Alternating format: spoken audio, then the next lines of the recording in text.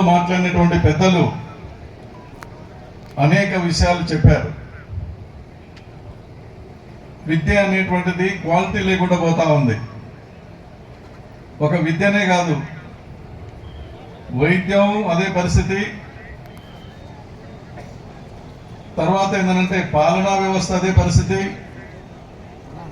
అన్ని రంగాలు కూడా పట్టాలు తప్పి క్వాలిటీ లేకుండా, ఒక నిజాయితీ లేకుండా, ఒక నిబద్ధత లేకుండా పట్టాలు తప్పి అన్ని కూడా సాగుతూ ఉన్నాయి. పార్లమెంటులో చర్చ జరుగుతూ ఉంది. 75 సంవత్సరాలైంది రాజ్యాంగాన్ని మనం నిర్మాణం చేసుకొని. ఈ 75 సంవత్సరాల కాలంలో ఈ రాజ్యాంగాన్ని మనం తీసుకొని ఏం సాధించామనేటువంటిది చర్చ కాకుండా, దాన్ని బలహీనపరిచేటువంటి పద్ధతుల్లో కూడా అధికార పార్టీకి సంబంధించినటువంటి నాయకులు మాట్లాడుతుంది కూడా మనం చూస్తూ ఉన్నాం. 75 సంవత్సరాలు అవుతున్నా కూడా ఇంకా ఎందుకు మనం పూర్తిగా అక్షరాస్యత సాధించలేకపోయాం? 100కి 30% మంది సుమారుగా నిరక్షరాస్యులు ఇంకా ఎందుకు ఈ దేశంలో, ఈ రాష్ట్రంలో ఉన్నారు? దానికి కారణం ఎవరు? కారకులు ఎవరు? అంటే నాటి నుండి నేటి వరకు అధికారం నుండి పరిపాలిస్తున్నటువంటి పాలకుల యొక్క విధానాలే. విద్యారంగానికి కేంద్ర ప్రభుత్వం కానీ రాష్ట్ర ప్రభుత్వం కానీ సరైన బడ్జెట్ పెట్టి అందరికీ విద్యను అందించాలనేటువంటి చిత్తశుద్ధి కేంద్ర రాష్ట్ర ప్రభుత్వాలు లేకపోవటం వల్లనే, వాళ్ళ నిర్లక్ష్యం వల్లనే, వాళ్ళ వైఫల్యం వల్లనే విద్యారంగం అనేది వెనుకబడింది తప్ప మరొకటి కాదనేది మనం ఇవాళ అర్థం చేసుకోవాల్సినటువంటి అవసరం ఉంది. మనతో పాటు స్వాతంత్రం వచ్చినటువంటి దేశాల్లో 100కి 100% అక్షరాస్యత సాధించి చూపిస్తా ఉన్నారు, మనం చూస్తా ఉన్నాం. మరి ఈ పరిస్థితికి కారణం ఏంటి అన్నప్పుడు కేంద్ర రాష్ట్ర ప్రభుత్వాలు అనుసరిస్తున్న విధానాలే. విద్యారంగానికి సంబంధించే కాదు, దేశ భవిష్యత్తు, రాష్ట్ర భవిష్యత్తు, ప్రజలందరి భవిష్యత్తు, అది విద్యారంగం కానీ, వ్యవసాయ రంగం కానీ, వైద్య రంగం కానీ, ఇవన్నీ కూడా పాలకులు తీసుకునే విధానాలపైన ఆధారపడి ఉన్నాయి. మరి పాలకులు ఎందుకు సరైనటువంటి విధానాలు తీసుకోవటం లేదని చెప్పేసి మనం ఆలోచన చేయాలి. ఇవాళ మన రాష్ట్రంలోనే ప్రభుత్వ పాఠశాలలకు పోయేటువంటి పిల్లల శాతం 46%. 46% మాత్రమే ప్రభుత్వ పాఠశాలలకు విద్యార్థులు వెళ్తా ఉన్నారు. మిగతా వాళ్ళందరూ కూడా ప్రైవేట్ స్కూళ్ళకి వెళ్తా ఉన్నారు. మన దేశంలోనే కేరళ రాష్ట్రంలో చూస్తే 100కి 85% మంది పిల్లలు ప్రభుత్వ పాఠశాల పోతా ఉన్నారు. 100కి 100% అక్కడ అక్షరాస్యత కూడా సాధించడం అనేది జరిగింది. దీనికి కారణం ఏంటి అని చెప్పి ఆలోచన చేయాలి. ఈ విద్యా ప్రమాణాలు పడిపోవడానికి కారణం ఏంటి? దీంట్లో కేంద్ర ప్రభుత్వం బాధ్యత ఏంటి, రాష్ట్ర ప్రభుత్వం బాధ్యత ఏంటి, మీ బాధ్యత ఏంటి అనేది మనం పరిశీలించుకోవాల్సినటువంటి అవసరం ఉంది. ఇలా కేంద్ర ప్రభుత్వం కానీ రాష్ట్ర ప్రభుత్వం కానీ వాళ్ళు అనుసరిస్తున్నటువంటి విధానాలతోటే పూర్తిగా ఇవి నిర్వీర్యమైపోయి మొత్తం కూడా ఏంటంటే ఈ విద్య ప్రభుత్వ పాఠశాలల యొక్క విద్య ప్రమాణాలు తగ్గడానికి కారణమవుతున్నాయి తప్ప ఇంకోటి కాదనేది అర్థం చేసుకోవాలి. ఇవాళ యూకేజీ, ఎల్కేజీ అని ప్రైవేట్ స్కూళ్ళకేమో అనుమతిస్తున్నారు, ప్రభుత్వ స్కూళ్ళకేమో లేదు కదా. 5 సంవత్సరాలు అయితేనే ప్రభుత్వ పాఠశాలలో చేర్చుకోవాలని జీవో.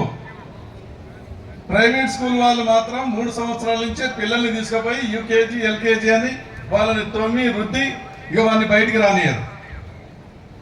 వాళ్ళు అక్కడనే చేర్చుకొని ఏంటంటే ఆ రకంగా ఏంటంటే చదువులు చెప్పడం అనేది జరుగుతూ ఉంది. ప్రభుత్వ పాఠశాలకే 5 సంవత్సరాలు ఖచ్చితంగా ఉండాలి చేర్చుకోవడానికి. ప్రైవేట్ స్కూల్ వాళ్ళేమో 3 సంవత్సరాలు, 2 సంవత్సరాలు పుట్టగానే చేర్చుకోవడానికి వాళ్ళకి అవకాశం ఇస్తారు. ఇది అన్యాయం కాదా? దీన్ని మనం అదుపు చేయవలసినటువంటి అవసరం లేదా అని చెప్పేసి ఇవాళ మనం తెలుసుకోవాల్సినటువంటి అవసరం ఉంది. అందుకనే ఉపాధ్యాయులుగా మీరు ఒక మేధావులుగా, విద్యావంతులుగా ఈ విషయాలన్నీ తెలుసుకోవటమే కాకుండా కేవలం మీ సమస్యల వరకే పరిమితం కాకుండా, పుస్తకాల్లో ఉన్నటువంటి అంశాల వరకే పరిమితం కాకుండా ఈ సమాజం మారాలంటే, మంచి సమాజం రావాలంటే మన పాత్ర ఏ విధంగా ఉండాలని చెప్పేసి విద్యావంతులుగా, ఒక మేధావులుగా, ఉపాధ్యాయులుగా మీరు ఆలోచించకపోతే సమాజం మారదు.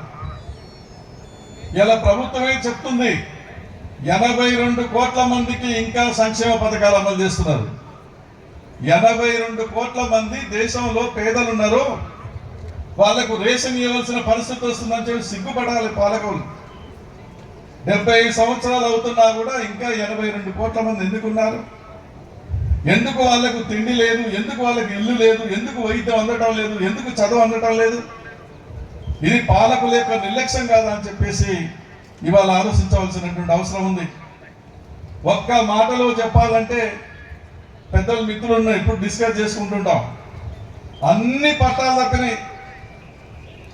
ఇవాళ చట్టసభలకు ఎవరు పోతారు? 190% మంది, 190% మంది చట్టసభలకు పోయే వాళ్ళంతా కూడా ప్రజాసేవ చేసే వాళ్ళు కాదు, ప్రజల కొరకు పోరాడే వాళ్ళు కాదు, చట్టసభలో ప్రజల సమస్యల మీద మాట్లాడే వాళ్ళు కాదు. కార్పొరేట్ వాళ్ళంతా వచ్చారు, డబ్బులు పెట్టడం, ఓట్లు కొనుక్కోవటం, సీట్లు కొనుక్కోవటం, అల్లకపోవటం, మళ్ళీ సంపాదించడం, అబద్ధాలు చెప్పటం, ఇది కథ. అన్ని వ్యవస్థలు నడిపించేది ఎవరు? గుండెకాయలాగా పాలనా వ్యవస్థ, రాజకీయ పార్టీలే, రాజకీయ రంగమే కదా. రాజకీయ వ్యవస్థ, పాలనా వ్యవస్థని ఒక గుండెకాయలాగా అన్ని వ్యవస్థలు నడిపిస్తుంది. అన్ని వ్యవస్థలు నడిపించేటువంటి ఒక పాలనా వ్యవస్థ, ఒక రాజకీయ వ్యవస్థ బలహీనపడ్డ తర్వాత, అదే ఒక పెద్ద వ్యాపార వ్యవస్థగా తయారైనాక, మోసపూరితమైన వ్యవస్థ తయారైనాక, దోపిడీ వ్యవస్థలాగా తయారైనాక మిగతా వాటి మీద కంట్రోల్ ఏముంటుంది? ఇలా చదువు రాని వాళ్ళు పెద్ద పెద్ద యూనివర్సిటీలు, కాలేజీలు పెట్టి నడిపిస్తా ఉన్నారు. వైద్యం తెలియని వాళ్ళు పెద్ద పెద్ద కార్పొరేట్ హాస్పిటల్ పెట్టి నడిపిస్తా ఉన్నారు. సేవ తెలియనటువంటి వాళ్ళు ఎమ్మెల్యేలు, ఎంపీలు అయి చట్టసభలో పోతా ఉన్నారు. ఎటుపోతుంది దేశం? ఎటుపోతుంది వ్యవస్థ? ఎటుపోతుంది ప్రజాస్వామ్యం? ఏమైతుంది మన రాజ్యాంగం? ఇది చాలా చాలా సీరియస్ గా ప్రతి ఒక్కరు కూడా ఆలోచించుకోవాల్సిన అవసరం ఉంది. ఇవాళ మన దేశాన్ని పరిపాలిస్తున్నటువంటి ఇప్పటి పాలకులే చూద్దాం. 10 సంవత్సరాల 7 మాసాలు అయింది కేంద్రంలో మోడీ గారు అధికారంలోకి వచ్చి. ఈ 10 సంవత్సరాల 7 మాసాల కాలంలో రైతులకు ఉపయోగపడేటువంటి కార్యక్రమాలు ఏమైనా చేపట్టాడా? లేదు. కార్మికులకు ఏమైనా ఉపయోగపడే కార్యక్రమం ఉందా? లేదు. కార్మిక, రైతు వ్యతిరేక చట్టాలు తెచ్చారు. విద్యారంగాన్ని ఏమన్నా బాగు చేశారా? పైగా సిలబస్ లో ఇవాళ చరిత్రని వక్రీకరించి సైన్స్ ను పూర్తిగా కూడా బలహీనపరుస్తూ, సైన్స్ లేదు, గిన్స్ లేదు, విమానాలు ఎప్పుడో పుట్టాయి, అది ఎప్పుడో పుట్టింది, ఇది ఎప్పుడో మూఢనమ్మకాలు, మూఢ విశ్వాసాలు ఇవాళ సిలబస్ లో తీసుకొచ్చి చేర్చే ప్రయత్నం చేస్తా ఉన్నారు. ఎంత దుర్మార్గం ఇది! కేంద్ర ప్రభుత్వం ఎంత బడ్జెట్ కేటాయిస్తుంది విద్యారంగానికి? లేదు. యూనివర్సిటీలు మొత్తం కూడా కార్పొరేట్ వాళ్ళకి, విదేశీ స్వదేశీ కార్పొరేట్ వాళ్ళకి ఇలా యూనివర్సిటీలు మొత్తం ఒప్పజెప్తా ఉన్నారు. విద్యారంగాన్ని మొత్తం వాళ్ళకి ఒప్పజెప్పేస్తా ఉన్నారు. దీనివల్ల ఎవరు నష్టపోతారు అనేది ఆలోచించుకోవాల్సినటువంటి అవసరం ఉంది. అందుకొరకే ఇవాళ మన దేశ పరిస్థితి చూస్తే, పన్నుల మీద పన్నులు. మీరు అంటున్నారు జీతాలు ఇంత పొడుగు పెరిగినాయండి. చాలా మంది రోజు నాకు చాలా మంది మిత్రులు ఉన్నారు మన ఉపాధ్యాయ రంగం. మీరంతా నెలకు లెక్కలేయండి, మళ్ళా కటింగ్లు ఉన్నాయి కదా, మీకు పన్నులు కూడా, పన్నుల కటింగ్ ఉంది. 11 నెలల జీతమే. డీజిల్, పెట్రోలు, నూనెలు, కూరలు ఒకటి కాదుగా, వైద్యం. మనం సంపాదించే ఆదాయంలో దాదాపు సగానికి పైన విద్యకు, వైద్యానికే. రైతులు కానీ, కూలీలు కానీ, మీరు కానీ, మేము కానీ అందరం 160% ఆదాయం మొత్తం కూడా విద్యకు, వైద్యానికే. పిల్లలు బాగా చదివించుకోవాలి, రోగం వస్తే బాగు చేసుకోవాలి, అంతే కదా. ఈ రెండు ముఖ్యమైనది కదా. తినకుండా చేయకుండా మొత్తం 60% వాటికే ఖర్చు చేస్తా ఉన్నాం. వాస్తవంగా అది సామాజిక బాధ్యతగా తీసుకొని ఉచిత విద్య, ఉచిత వైద్యం ప్రభుత్వాలు తీసుకోవాలి. అనేక దేశాలు తీసుకుంటా ఉన్నాయి కదా. అక్కడ ఎట్లా బాగు చేస్తా ఉన్నారు. అందుకొరకే కేవలం మీ యొక్క సిపిఎస్ ఎంత అన్యాయం అది. ఎట్లా బతకాలి రిటైర్డ్ అయిన తర్వాత పెన్షన్ పథకం తీసేస్తే అవి కూడా సగం డబ్బులు మీరు ఇస్తే సగం డబ్బులు వాళ్ళు కట్టేదే కదా, అంతేగా. దాన్ని కూడా రద్దు చేస్తా ఉన్నారు. తర్వాత ఏం చేయాలి? పిల్లలు పెట్టకపోతే ఏం చేయాలి? పిల్లలు పెట్టకపోతే ఎక్కడో పోయి రోడ్ల మీద బతకాలి. అందుకొరకే కేంద్ర రాష్ట్ర ప్రభుత్వాలు అనుసరిస్తున్నటువంటి దివాలా కోరు విధానాలు ఇవాళ విద్యారంగం ఈ పరిస్థితికి రావటానికి, మన దేశానికి స్వాతంత్రం వచ్చిన దగ్గర నుంచి ఇప్పటి వరకు అధికారంలో ఉన్న పాలకులు వాళ్ళు అనుసరిస్తున్న విధానాలు, వాళ్ళ నిర్లక్ష్యం వల్ల, వాళ్ళ వైఫల్యం వల్ల ఇవాళ విద్యారంగం క్రమంగా బలహీనపడుతూ ప్రభుత్వ రంగంలో ఇవాళ ప్రైవేట్ రంగానికి తీసుకెళ్లడం అనేది జరిగింది. దీన్ని అడ్డుకోవాలి. ఇది మన ఉమ్మడి కుటుంబం. కేంద్ర ప్రభుత్వం, రాష్ట్ర ప్రభుత్వం అంటే ఒక తల్లి, ఒక తండ్రి. మన వాళ్ళే కొంతమంది ఉపాధ్యాయులు అంటారు, మాకెందుకన్నా ఇదంతా, మా సిపిఎస్ ఏదో అదేదో ఇది డిఏనేదో చెప్పక మోడీ గురించి మాట్లాడతారు, రేవంత్ రెడ్డి గురించి మాట్లాడతారు, కేసీఆర్ గురించి మాట్లాడతారు. అది కాదు నాయన, అసలు నీ సమస్య, నా సమస్య, మొత్తం ప్రజల సమస్య అంతా ఆడ ముడేసుకొని ఉన్నాయి కదా. ప్రతి నిర్ణయం కూడా పార్లమెంటులో, అసెంబ్లీలో జరగాలి కదా. వాళ్ళు తీసుకున్న నిర్ణయాలపైనే కదా ఉపాధ్యాయులైనా, రైతులైనా, ప్రతి మనిషి భవిష్యత్తు ఆధారపడి ఉంది. అక్కడ మనం సరిగ్గా వాళ్ళని లైన్లో పెట్టకపోతే మనం ఏం చేస్తాం? నీకు జీతాలు పెరగాలన్నా లేదన్నా, స్కూళ్ళు రావాలన్నా లేదన్నా, ఉన్న స్కూళ్ళు మూతపడాలన్నా, కొత్త ఉపాధ్యాయులు రావాలన్నా, బడ్జెట్, ప్రతి సమస్య కేంద్రం ఒక 60%, రాష్ట్రం ఒక 40%. తండ్రి తల్లి, కేంద్రం రాష్ట్రం అనేది తల్లిదండ్రులాగా చూడాలి, కానీ చూడటం లేదు. మింగటాన్ని చూస్తా ఉన్నారు. 48 లక్షల కోట్ల బడ్జెట్ మీద కేంద్రం కూర్చుంది, 4 లక్షల బడ్జెట్ మీద రాష్ట్రం పరిపాలిస్తున్న సంవత్సరం. అందుకొరకే చాలా చాలా అన్యాయంగా, పట్టాలు తప్పి రాజ్యాంగ స్ఫూర్తికి విరుద్ధంగా అన్ని వ్యవస్థలు భ్రష్టు పట్టిపోతున్నాయి. గమనించండి, విద్యారంగం నాశనం అవుతుంది, వైద్య రంగం మొత్తం కార్పొరేట్ వాళ్ళ చేతుల్లో పోయింది, రాజకీయ రంగం మొత్తం కూడా సేవా రంగం కాదు, అది మొత్తం వ్యాపార రంగం మార్చేశారు. ఎన్నికల్లో ఇవాళ పోటీ చేయాలంటే ఎంత కోటి కావాలన్నా నువ్వు చెప్పు. సుఖేందర్ అన్న తర్వాత చెప్తాను. పార్లమెంట్ పోవాలంటే 100, అసలు ఎమ్మెల్యే పోవాలంటే 50. ఇది వాస్తవం. సంతలో సరుకు కొనుక్కున్నట్టుగా విద్య, వైద్యము, ఓట్లు, సీట్లు, ఏం ప్రభుత్వమే, ఏం రాజ్యం ఇది? ఎటు పోతున్నాం మనం? నిజమైనటువంటి సేవకులు ఏమైతున్నారు? ప్రజల కొరకు పోట్లాడే వాళ్ళు ఏమైతున్నారు?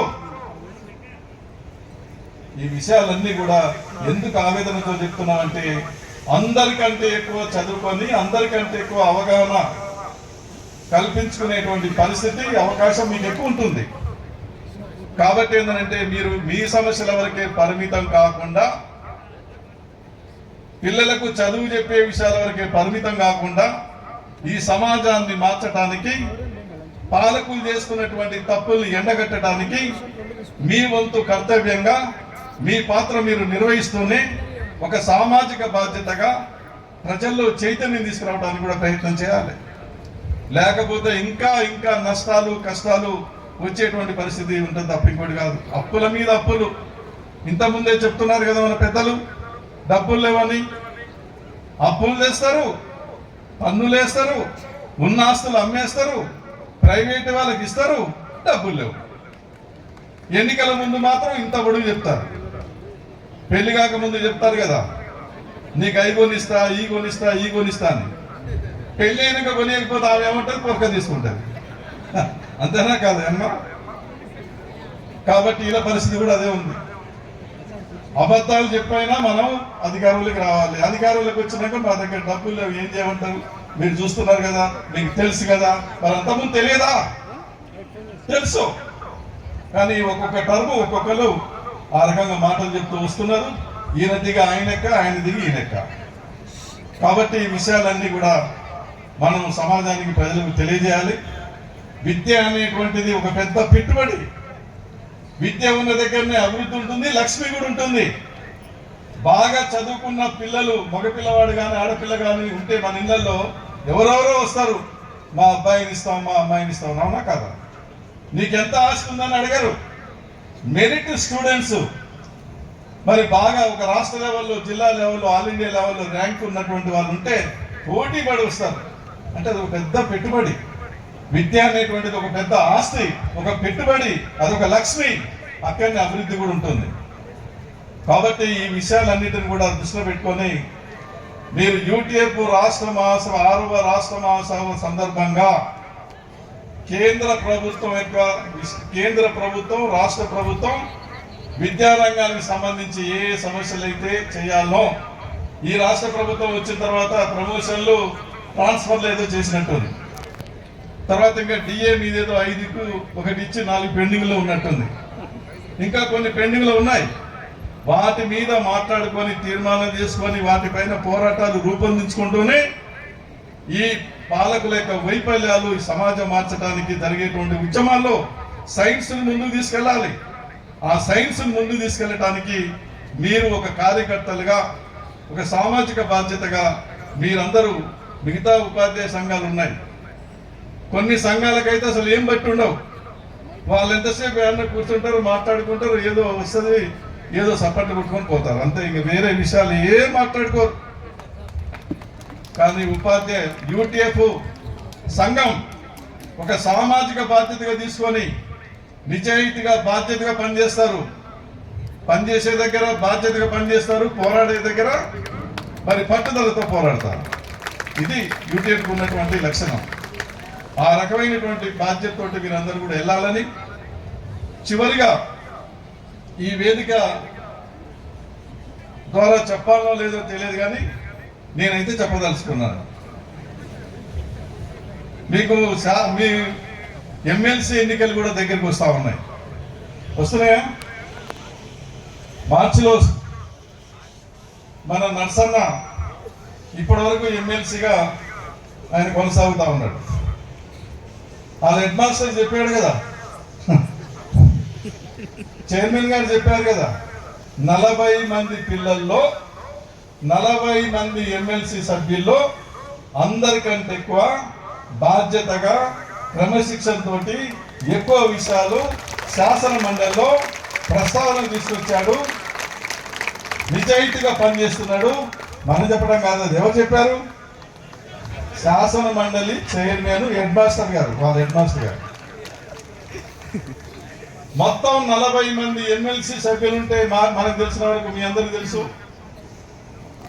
ఈ ఎమ్మెల్సీ సభ్యుడు నర్సిరెడ్డి గారు తిరిగినట్టుగా, అనేక సమస్యలు ప్రస్తావన తీసుకొచ్చినట్టుగా, అనేక సమస్యల పైన ముఖ్యమంత్రికి, మంత్రులకు లెటర్లు ఇచ్చినట్టుగా, నిజాయితీగా కమిట్మెంట్ తోటి మరి ఎంతో బాధ్యతగా రోజు 14, 16, 18 గంటలు కూడా ఉమ్మడి 3 జిల్లాల్లో తిరుగుతూ ఒక మీ ఉపాధ్యాయ రంగానికే కాదు, ఇతర అనేక ప్రజా ఉద్యమాలకి, రైతు ఉద్యమాలకి, కార్మిక ఉద్యమాలకి, మహిళా ఉద్యమాలకు, అనేక ఉద్యమాలకు కూడా ఆయన అండదండనిస్తూ, వాళ్ళ పోరాటాలకు మద్దతు ఇస్తూ, వాళ్ళ సమస్యల పైన లెటర్లు పెట్టి శాసనసభలో ప్రస్తావన తీసుకొచ్చినటువంటి ఘనత మన నర్సిరెడ్డి గారికి ఇప్పటివరకు ఆ పాత్ర అనేటువంటిది ఉన్నది. అనేక మందికి వైద్యపరంగా ముఖ్యమంత్రి సహాయ నిధి కూడా ఇప్పించినటువంటి ఘనత ఆయనకు ఉన్నది. కాబట్టి ఇలాంటి నాయకుడిని మరొకసారి కౌన్సిల్కు ఎన్నుకుంటే ఇప్పటికంటే ఇంకా ఎక్కువ ఈ అనుభవాలను దృష్టిలో పెట్టుకొని మరింత ఎక్కువగా సేవ చేయడానికి, ఎక్కువ విషయాలు ప్రస్తావన తీసుకురావడానికి, ప్రభుత్వం మీద ఒత్తిడి తీసుకురావడానికి ఆయన ఎక్కడ రాజీ పడాడు. మర్యాదే, పోరాటమే.